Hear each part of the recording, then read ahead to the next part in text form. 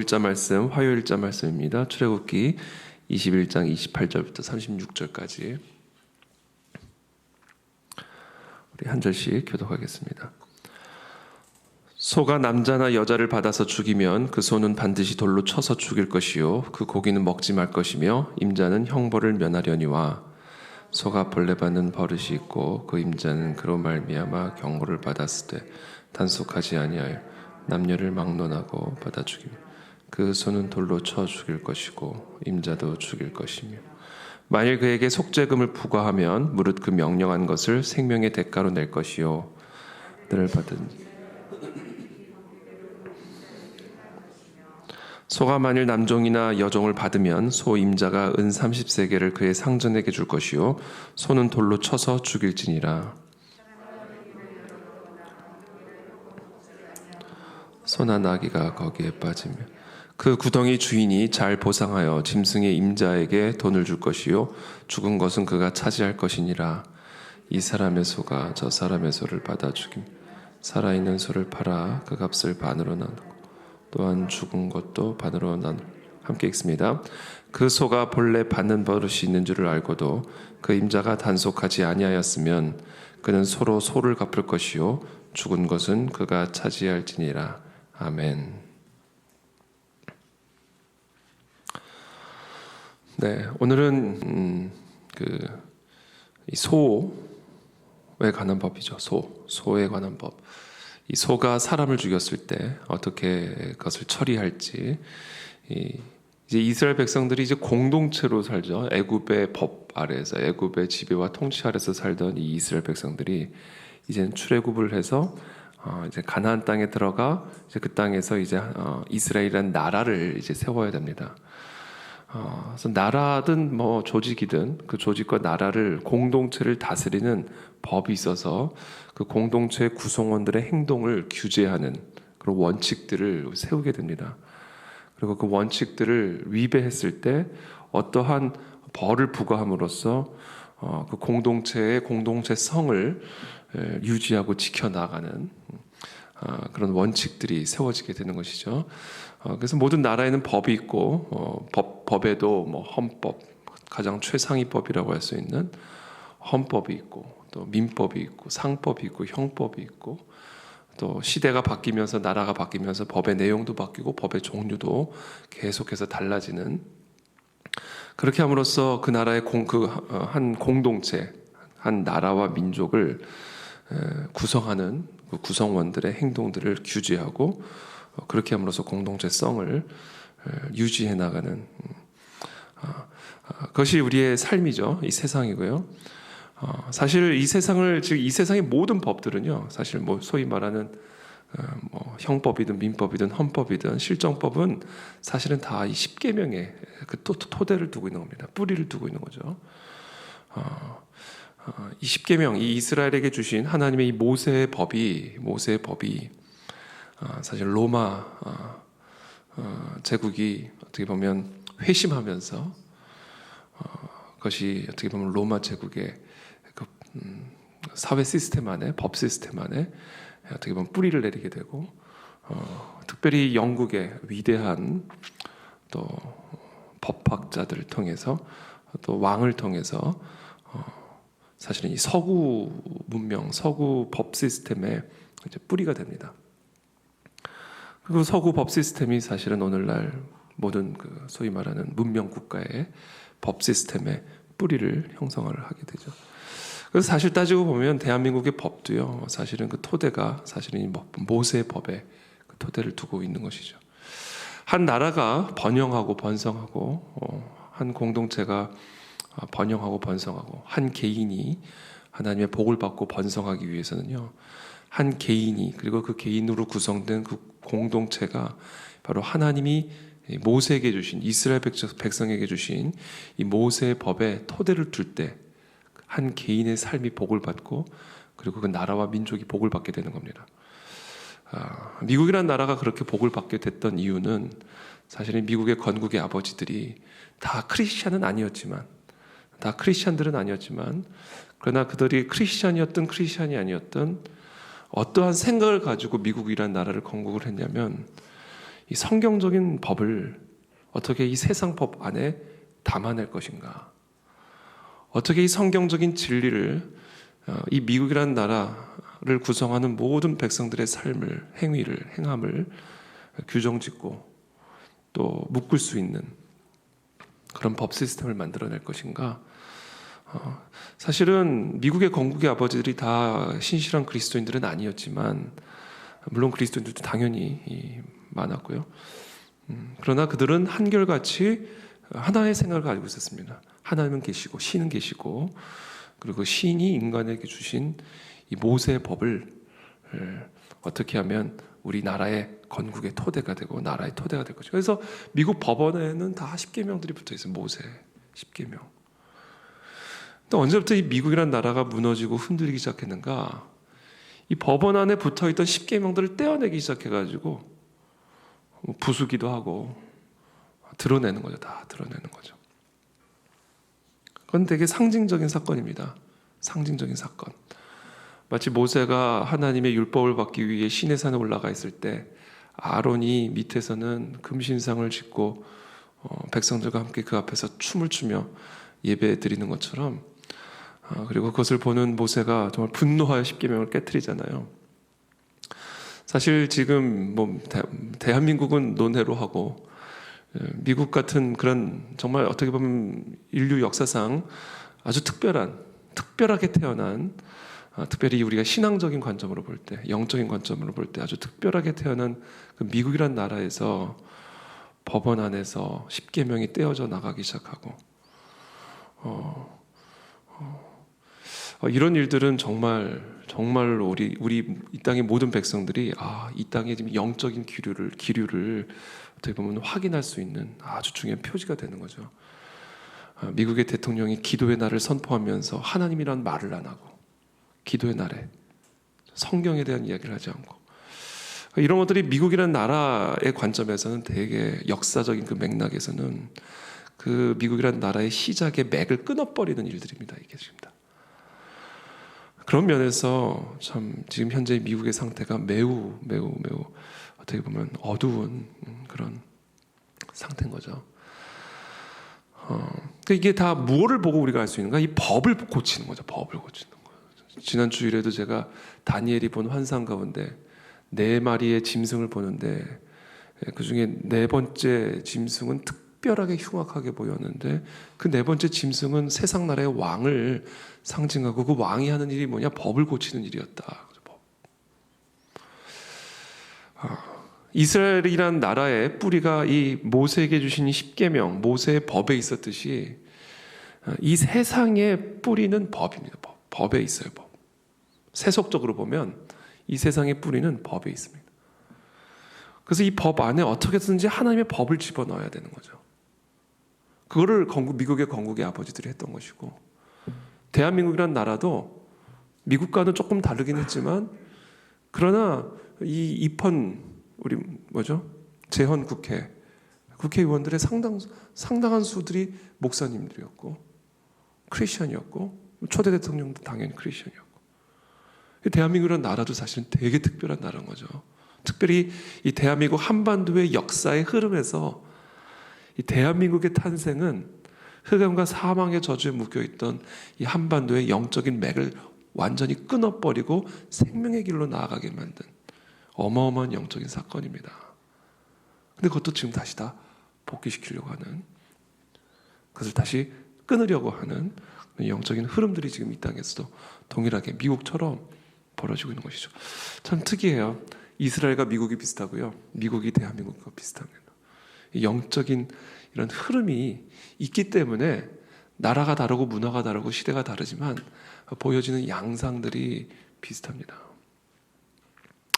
그래서 우리가 정말로 기도해야 된다라는 거죠. 정말로 기도해야 되는 것이고, 나라와 민족을 위해서 정말로 우리가 기도해야 됩니다. 단순히 우리가 그냥 한 나라의 안위와 번영과 번성을 위한, 물론 그런 기도도 하지만, 이 대한민국이란 나라는 하나님의 나라에서 특별히 영적인 관점에서 미국처럼 이스라엘처럼 아주 특별한 위치를 가지고 있는 나라입니다. 그래서 우리는 이 대한민국을 위해서 기도해야 하고, 그러나 또 한편으로는 하나님이 이스라엘 백성들을 회초리 치시고 또 심판하셔서 결국에는 또 정결케 하셔서 사용하시는 것처럼 미국이란 나라도, 대한민국이란 나라도 이 마지막 때 하나님이 특별히 쓰시기 위해서 부르신 선택받은 나라이기 때문에 이 모든 과정을 통해서 하나님 결국 우리를 정결하게 하실 것이고 또 교회를 정결하게 하실 것이고 또 이 땅의 백성들을 다시금 정결케 하셔서 회복하셔서 이 마지막 때에 아주 귀하게 하나님이 쓰시는 도구가 될 줄을 저는 믿습니다. 그러나 그럼에도 불구하고 우리는 기도해야 된다는 거죠. 그래도 부르짖어야 된다 그러시잖아요, 하나님이 이스라엘 백성들에게. 내가 다 이렇게 할 건데 그래도 부르짖어야 할지니라. 오늘 이 본문이 우리에게 주시는 이 말씀은 특별히 소에 대해서 이야기죠. 소가 남자나 여자를 받아서 죽이면 그 소는 반드시 돌로 쳐서 죽일 것이요 그 고기는 먹지 말 것이며 임자는 형벌을 면하려니와. 소가 본래 받는 버릇이 있고 그 임자는 그로 말미암아 경고를 받았을 때 단속하지 아니하여 남녀를 막론하고 받아 죽이면 그 소는 돌로 쳐 죽일 것이고 임자도 죽일 것이며. 그러니까 소가 남자나 여자를 받아서 죽이면 참 난감하잖아요. 죽임 당한 사람도 참 난감하고 그 가족도 참 난감하고 소 주인도 난감하고 이 난감한 상황을 명쾌하게 해결할 수 있는 그 질서와 법칙을 주시는 거죠. 그래야 사회가 질서가 있게 세워지죠. 그래서 어떻게 하냐? 죽여라. 일단 소를 죽여라. 왜? 죽였으니까. 사람을 죽였으니까 그 죽인 소도 죗값을 물어서 죽여야 된다. 그리고 그 고기도 먹지 마라. 사람을 죽인 소이기 때문에 이 사람의 생명의 고기성을 우리가 존중하는 차원에서 이것은 형벌로 죽이는 거지 먹기 위해서 죽이는 게 아니다. 이거는. 그러니까 돌로 쳐서 죽이고 먹지 마라. 태워버리든지 이렇게 하라는 거죠. 그리고 그 소의 임자는 벌을 면한다. 왜? 그건 소의 임자, 주인 책임은 아니니까. 그러나 만약에 소가 본래 받는 버릇이 있고 그 사실을 그 주인이 알고 있었을 때 사람들로부터 경고를 받거나 또 소도 그 소의 주인도 그 소에게 한번 받아본 경험이 있어서 바쳐본 경험이 있어서 이 소가 원래 이렇게 잘 받는 소구나 라는 사실을 알고 있음에도 불구하고 제대로 단속하지 않아서 남녀를 막론하고 받아 죽이면 그 소와 그 주인을 같이 죽여라 이렇게 얘기하는 것이죠. 그 주인에게도 소와 같은 책임이 있다. 그래서 이거 똑같습니다. 우리 오늘날도 개가 누구를 물었어요. 너는 그 물어서 정말 죽었어요. 만약에 개가 그런 버릇이 있거나 그렇게 위험한 성향이 있는 것을 몰랐는데 개가 만약에 그렇게 죽이면 제가 지금 정확하게 어떤 우리나라 법이 어떻게 되는지 제가 정확하게 알지는 못합니다만 원칙은 그래요. 원칙은 그 개의 주인의 책임이 제한이 되죠. 주인 책임이 아니라 개 책임이니까. 그래서 요새 얼마 전에 그 개한테 물려가지고 어떤 분이 돌아가셨을 때 그 개를 안락사 시킬 거냐 말 거냐 그거 가지고도 많은 논쟁이 있었잖아요. 사실 성경 법대로면 죽여야 되는 겁니다. 성경의 법대로 하면. 근데 만약에 그 주인이 알고도 제대로 방치 안 하고 개끈을 묶고 다니지도 않고 막 동네를 다니는데도 전혀 단속하지도 않고 그러다 어느 사람을 물었는데 죽었어. 그러면 그 주인도 죽여라. 이렇게 얘기하면 주인도 죽여라.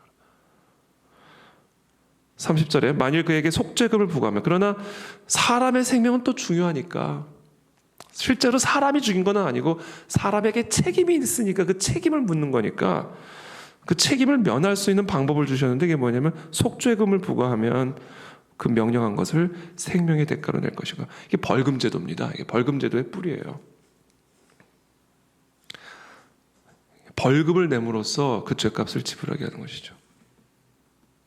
사실 그 벌금이 다 그래서 사실은 사람이 생명으로 갚아야 할 죄들인 거죠.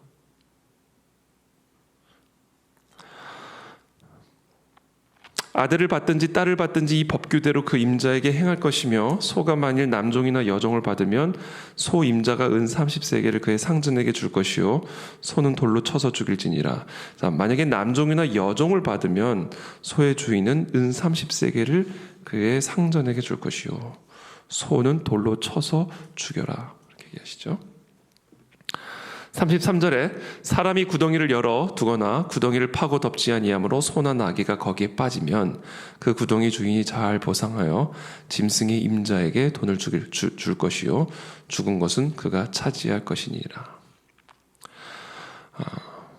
지금 남종과 여종에 대한 이야기를 하고 계시고 또 33절에 구덩이를 열어 두거나 구덩이를 파고 덮지 아니했을 때 소나 나귀가 거기에 빠졌을 때 그 구덩이 주인이 어떻게 보상해 줘야 될지에 대해서 이야기를 해주고 계시고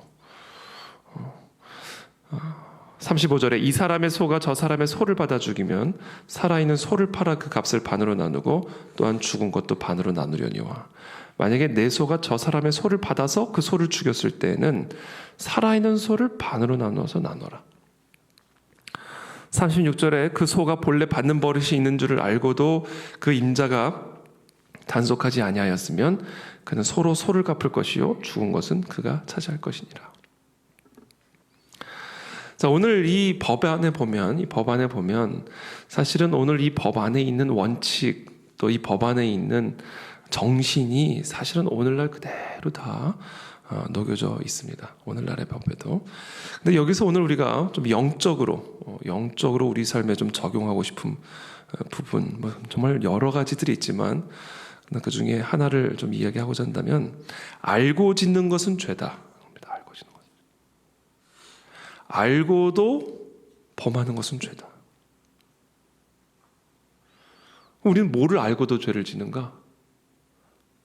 나의 타락한 본성을 알고도 이것이 죄라는 것을 알고도 그것을 내가 제어하지 않고 절제하지 않고 죽이지 않으면 그리고 그것을 그냥 행하게 내버려두면 사람이니까 연약하니까 내버려두면 그 순간 나는 죄를 짓는 것이고 그 죄에 대한 책임을 물으신다라는 겁니다. 그래서 예수님께서는 산상수훈에서 십계명을 재해석시켜 주시는 거예요. 너가 살인을 안 했다고? 사람이 마음으로 누구를 저주하는 순간 이미 살인한 거야. 왜? 모든 죄는 이 마음으로부터 시작이 되기 때문에 동기. 그래서 실제로 오늘날에도 사람의 죄를 판단을 할 때 그 사람의 동기를 확인을 하죠. 왜 그랬는가? 왜 운전을 그렇게 했지? 왜 그 자리에서 그런 식으로 행동을 했지? 만약에 그 행동으로 하여금 어떤 사람이 죽거나 다쳤을 때 그 사람이 겉으로 보면 아무 죄가 아닌 거죠. 예를 들면 사람이 지나가는데 물에 빠졌어요. 최근에도 뭐 반포에서 그런 안타까운 일이 일어났습니다만 예를 들면 뭐 그 사건은 아직 뭐 전혀 뭐 아직 미국에 빠진 사건이긴 합니다만 길을 걷다가 물에 빠졌어요. 모르고 지나갔어요. 정말 모르고. 근데 CCTV에 잡힌 거예요. 그 사람이 누군가 물에 빠졌는데 제가 그냥 지나간 거예요. 그러면 확인을 하겠죠. CCTV를 불러가지고 왜 그때 그냥 지나갔냐. 만약에 제가 그 사람이 딱 빠진 걸 내가 봤어요. 보고도 만약에 그냥 지나갔다. 그랬으면 어떻게 될까? 그러니까 우리가 어떤 그 행위를 할 때, 우리의 행위를 할 때 그 행동의 동기가 매우 중요하다. 그 동기가 그 행위의 죄냐 아니냐를 결정짓는 아주 중요한 기준이 된다. 그것이 사람들의 눈에 보이든 사람들이 그것이 눈에 보기에 판단이 되든 말든 하나님은 우리의 심정과 패부를 감찰하시는 분이기 때문에 우리의 심정과 패부를 보시고 그것의 동기를 보시고 그 사람의 행위를 판단하실 것이다. 그러므로 오늘 이 본문은 우리의 삶에 우리의 보이지 않는 부분을 철저하게 절제하고 제어하고 점검할 것을 요구합니다. 소가 그런 본성이 있는 것을 알고도 소의 주인이 내버려 두면 그 소 주인도 같이 죽여라. 그 소 주인에게도 책임을 묻는 것처럼 하나님 오늘 이 시간 또 오늘 하루 하나님 우리가 하루를 살아갈 때에 하나님 내 마음의 동기가 내가 죄인인지 아닌지를 결정짓는 것을 깨닫게 하시옵소서. 내가 겉으로 아무리 의롭게 행위를 한다 할지라도, 내가 아무리 겉으로는 의로운 사람처럼 보인다 할지라도 내 마음의 동기가 어떠한지를 항상 점검하고 감찰하게 도와주옵시고, 또한 하나님, 내 마음 안에서 또 내 삶 안에서 계속해서 반복되어지는 죄들이 있는데, 그리고 그런 죄가 계속해서 내 안에서 반복되고 있는 것을 알면서도 제어하지 않고 절제하지 않고 단속하지 않는, 하는 그러한 그냥 내버려 두는, 그냥 그렇게 하도록, 그렇게 마음을 품도록 내버려 두고 있는 그런 죄들이 있다면 주님, 오늘 이 시간 것을 철저하게 처단시켜 주시고 그렇게 함으로써 우리 안에 의로움을 회복하여 주옵소서. 오늘 하루도 그러한 하루를 우리 모두가 살아가게 도와주옵소서. 함께 시간 기도하며 나가도록 하겠습니다. 살아계신 하나님 감사합니다. 오늘 우리에게 은혜를 베풀어 주시옵소서. 살아계신 하나님 도와주십시오. 주님, 우리의 심령과 피부까지도 감찰하신 하나님, 오늘도 이 새벽에 우리의 심령과 피부를 감찰하게 도와주십시오. 내 마음을, 내 생각을, 내 마음의 중심을 하나님 점검하게 도와주십시오. 또한 하나님, 우리의 삶에 방치되고 단속되지 않고 있는 죄들이 있다면 그 또한 하나님 제거하여 주시고 회개하게 하시고 제거하게 도와주십시오. 또 우리는 이 소와 같이 하나님 죄를 짓는, 죄를 향해 달려나가는 그런 본성을 가지고 있는 죄인들입니다. 하나님, 이 본성을 단속하게 도와주십시오. 이 본성을 제거하게 도와주십시오. 오늘도 하나님과 동행하는 복된 하루가 되게 하여 주옵소서. 살아계신 하나님, 오늘도 우리에게 주신 이 생명의 법을 우리의 삶에 다시 한번 적용하며 나가기를 원합니다. 우리 모두는 다 이 사람들을 들이받는 버릇을 갖고 있는 이 소와 같은 그런 타락한 죄인임을 이 시간 고백합니다. 그럼에도 불구하고 우리 안에 있는 그런 타락한 본성들을 단속하지 하는 그런 죄를 우리 가운데 용서하여 주옵시고, 정말 날마다 깨어서 심장과 폐부까지 감찰하신 그 하나님의 눈 앞에서 우리의 본성들을 단속하고 제어하고 절제하고 제거함으로 하나님, 우리의 삶에 하나님 이와 같은 죄들이 누룩처럼 퍼져나가지 아니하도록, 우리의 삶에 누룩처럼 퍼져나가지 아니하도록 철저하게 제거하고 제거하는 그런 하나님의 백성들이 다 될 수 있도록 우리들에게 은혜를 베풀어 주옵소서. 특별히 하나님, 이 나라 이 민족의 법을 지켜주시고 이 땅의 국회를 지켜주시고 이 땅의 정치인들을 주님 지켜보호하여 주시어서 우리 국회 안에 있는, 또 정치계 안에 있는 좀 하나님을 두려워하는 경외하는 거룩한 하나님의 사람들을 축복하시고 기름 부으사 이 나라 이 민족이 마지막 때 우리에게 주어진 그 사명을 끝까지 감당하는 하나님의 선택받은 나라가 될 수 있도록 우리에게 은혜를 베풀어 주시옵소서. 예수 그리스도의 이름으로 축복하며 기도합니다. 아멘.